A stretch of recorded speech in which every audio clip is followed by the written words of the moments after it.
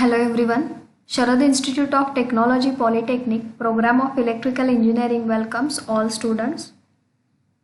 So we have started Unit 3 Energy Conservation in Electrical Installation System, which carries 16 marks, and the course outcome for this particular unit is Apply Energy Conservation Techniques in Electrical Installation System. So these are the syllabus points given in the MSBT. Up till now we have completed 3.1 and 3.2 की ज्याच्यामध्ये परत compensating reactive power flow हा जो point आहे तो आपण परत energy conservation इक्विपमेंटमध्ये KVAR कंट्रोलरमध्ये आणखीन बघणार आहोत. म्हणजे कॉम्पेन्सेट रिॲक्टिव्ह पॉवर करण्यासाठी आपल्याला KVAR कंट्रोलर लागतो की ते कशा पद्धतीनं रिॲक्टिव्ह पॉवर कॉम्पेन्सेट करतं ते आपण परत त्याच्यामध्ये बघणार आहोत. सो हे जे लॉसेस आहेत टेक्निकल लॉसेस हे आपण बघितलेले आहेत. बट सिलेबसमध्ये काही लॉसेस दिलेले नाही आहेत. But those took place in the transmission and distribution lines that also we are going to see in today's lecture. So this is our lecture number 17. So these are the contents: technical losses, their causes and measures to reduce them by. So पहिला आहे skin effect, corona loss, proximity effect, equipment loss, dielectric loss. So these are the losses which took place in the transmission line and distribution line, but it is not mentioned in the syllabus. But still we will discuss them one by one, their causes and remedies. So let's start with the first effect, skin effect. Skin effect म्हणजे काय, तर इथे image घेतलेली आहे की ज्याच्यामध्ये skin effect म्हणजे काय दाखवलेलं आहे. सो ही जी ब्ल्यू कलरची सर्कल आहे ते ब्ल्यू कलरचं circle is nothing but cross sectional area of a conductor.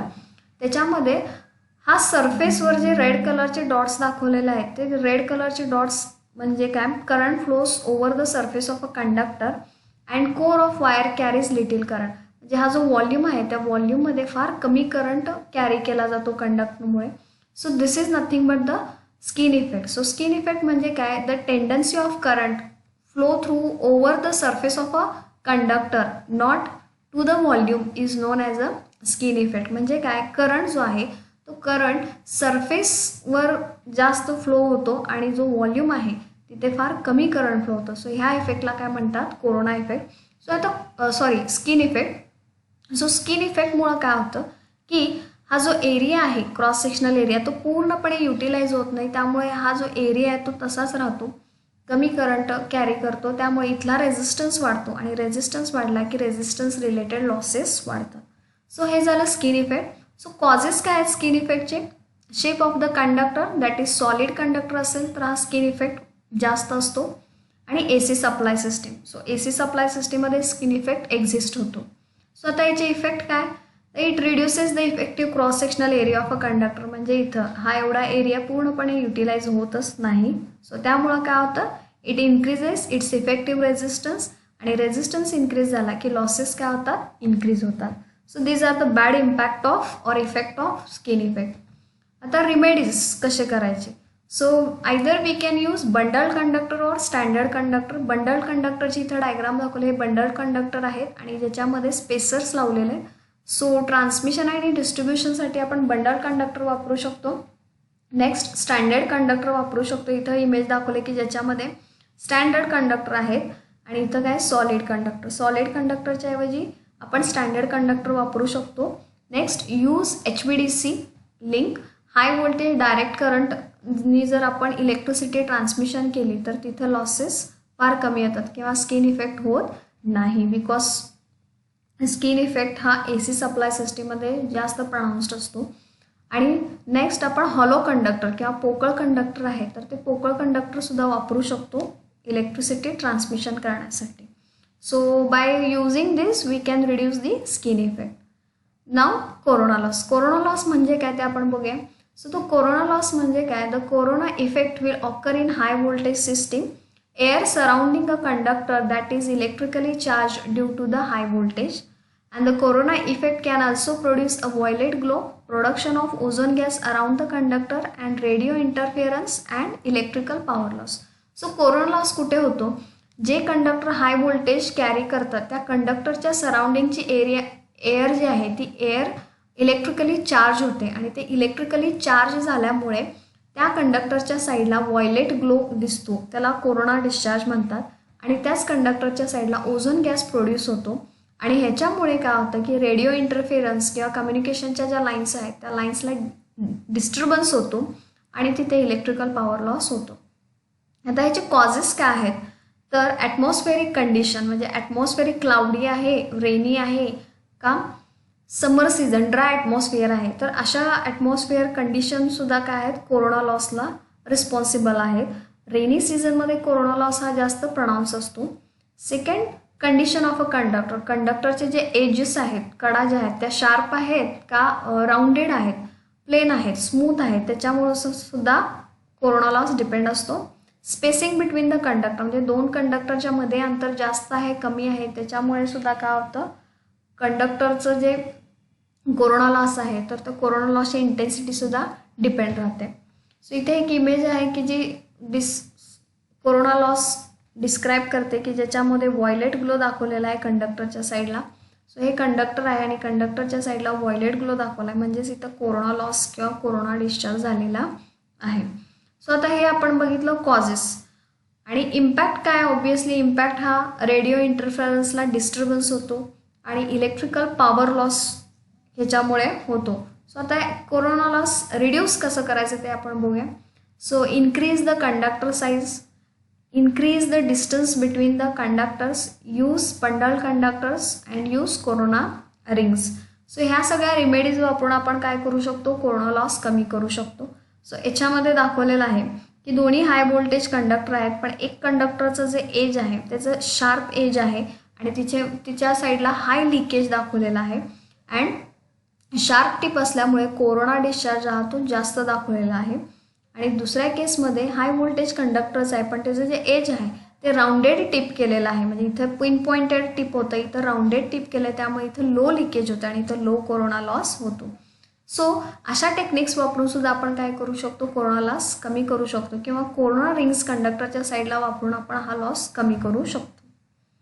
Now proximity effect. So proximity effect म्हणजे काय, when two or more conductors are placed near to each other, then their electromagnetic field interact with each other and due to this interaction the current in each of them is redistributed. So थोडक्यात काय, जेव्हा 3 line conductors आहेत RYB, तर त्या 3 line conductors जर जवळजवळ space केले असतील, जवळजवळ जर ठेवले असतील तर त्यांच्या साईडचं जे फील्ड आहे इलेक्ट्रोमॅग्नेटिक फील्ड, म्हणजे सपोज आरनी तयार केलेलं एक फील्ड असेल, वाय फेजनी तयार केलेलं एक फील्ड असेल आणि बीनी एक तयार केलेलं फील्ड असेल, तर हे तिन्ही फील्ड एकमेकांशी इंटरॅक्ट होतात आणि त्या इंटरॅक्शनमुळे काय होतं की त्यामधला करंट जो आहे तो रिडिस्ट्रीब्यूट होतो. तर कसा होतो ते आपण ब्रीफमध्ये बघणार आहे. सो पहिला आहे current in the same direction, म्हणजे जेव्हा दोन कंडक्टर सेम डायरेक्शनमध्ये करंट कॅरी करत असतील तर magnetic field is half of the conductor which are close to each other is cancelling each other and hence no current flows through that half portion of the conductor and the current is crowded in the remote half portion of the conductor. म्हणजे काय, suppose हे current same डायरेक्शनमध्ये असतील त्यामुळे ह्याचं जे field आहे ते field एकमेकांशी काय होतं कॅन्सल होतं आणि इथलं फील्ड कॅन्सल झाल्यामुळे काय होतं तर इथलं कॅन्सल झाल्यामुळे फील्ड इथे जे काय आहे फ्लक्स किंवा फील्डची इंटेन्सिटी ती कमी होते आणि राहिलेले जे काय फ्लक्स आहे ते हाफ पोर्शनमध्ये काय होतात जास्तीत जास्त करंट कॅरी करतात. सो हा जो रेड कलरचा आहे तो करंट डेन्सिटी इथे इन्क्रीज झालेला आहे, हा रिमोट हाफ आहे की ज्याच्यामध्ये करंट डेन्सिटी जास्त आहे आणि हा जो व्हाईट कलरचा पोर्शन आहे कंडक्टरचा ह्याच्यामध्ये करंट काहीच फ्लो होत नाही. सो ह्यामुळे काय होतं कंडक्टरचा इफेक्टिव्ह एरिया काय होतो क्रॉस सेक्शनल एरिया कमी होतो. सो हे झालं when current is carrying in the same direction. जेव्हा करंट सेम डायरेक्शनमध्ये असतील तर कंडक्टरच्या साईडचं जे फील्ड आहे ते जवळचे जे आहेत ते कॅन्सल होतं आणि त्यामुळे करंट हा राहिलेल्या अर्ध्या पोर्शनमध्ये जास्तीत जास्त फ्लो होतो. Now next case when current in opposite direction, म्हणजे ह्याच्यातले करंट अपोजिट डायरेक्शननी असेल तर ह्यांनी तयार केलेलं फील्ड कसं असतं. सो द करंट अपोजिट डायरेक्शननी असेल means one is incoming one is outgoing जर असेल तर त्यांनी तयार केलेले फील्डसुद्धा काय असणार आहे अपोजिट. बट काय असणार आहे की इथं जे current flow in the opposite direction दाखवलं आहे त्यामुळे फील्ड जे आहे ते इथं जास्तीत जास्त ॲड होणार आहे दोन्ही कंडक्टरनी तयार केलेलं आणि त्यामुळे हा जो रेड पोर्शन आहे तर रेड पोर्शनमध्ये फ्लक्स डेन्सिटी वाढणार आहे आणि त्यामुळे करंट डेन्सिटी वाढणार आहे. आणि राहिलेला जो रिमोट हाफ आहे किंवा रिमोट हाफ पोर्शन आहे कंडक्टरचा तिथे इलेक्ट्रिसिटीमधला करंट जो आहे तो फ्लो होणार नाही. सो दोन्ही केसमध्ये सुद्धा काय होते, half of the portion is not utilized because of the proximity effect. So त्यामुळं काय होतं की जो कंडक्टरचा इफेक्टिव्ह रेझिस्टन्स आहे तो वाढतो कारण क्रॉस सेक्शनल एरिया कमी झाला, इफेक्टिव्ह रेझिस्टन्स वाढतो. And because of that increased effective resistance related losses जे आहेत I²R लॉस हा सगळा काय होतो, इन्क्रीज होतो. So the causes for proximity effect, पहिलं frequency, as frequency increases proximity effect also increases. Second diameter of a conductor, diameter वाढला की प्रॉक्झिमिटी इफेक्टसुद्धा वाढतो. स्ट्रक्चर म्हणजे स्ट्रँडेड कंडक्टर आहे, सॉलिड कंडक्टर आहे, बंडल कंडक्टर आहे, त्याच्यावर सुद्धा प्रॉक्झिमिटी इफेक्ट डिपेंड राहतं. सो सॉलिड कंडक्टरमध्ये प्रॉक्झिमिटी इफेक्ट जास्त असतो than the standard conductor. And next type of material used for the conductor, कुठल्या टाईपचं मटेरियल वापरलेलं आहे तर त्याच्यावर सुद्धा काय होतं, प्रॉक्झिमिटी इफेक्ट डिपेंड राहतो. So remedies, use ACSR conductor, कारण ACSR कंडक्टरमध्ये steel is placed at the centre of the conductor and the aluminium conductor is position around the steel wire because the surface area of the standard conductor is smaller than the solid conductor. त्यामुळे काय होतं, ह्याच्यामध्ये proximity effect reduce होतो. Keep very small distance between the line of a conductor as more as possible. So जे distance आहे दोन कंडक्टरमधलं ते जास्तीत जास्त ठेवलं पाहिजे so that the proximity effect will be reduced. त्यामुळे फील्ड तयार केलेले जे कंडक्टरनी फील्ड आहे ते कमीत कमी एकमेकांशी इंटरॅक्ट होईल आणि त्यामुळे करंट जो आहे तो रिडिस्ट्रीब्यूट होणार नाही. अँड त्यामुळे कंडक्टरचा पूर्णपणे व्हॉल्यूम अँड सरफेस एरिया पूर्णपणे युटिलाइज होईल. Next, use HVDC line. So these are the two images which describes about the ACSR conductor की ज्याच्यामध्ये स्टील मिडलला प्लेस केलेलं असतं आणि surround of that steel aluminium stand असतात.